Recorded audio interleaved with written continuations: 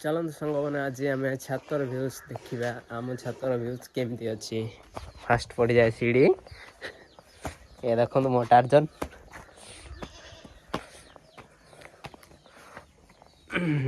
ପାଖରେ ଗୋଟେ ପଣସ ଗଛ ଅଛି। ସିଡ଼ି କାମ ହେଇନି, ଏଇଟା ଶିଉଳି ବସିଯାଇଛି। ଇଏ ଦେଖନ୍ତୁ ଆମ ସିଡ଼ି ଛାତ।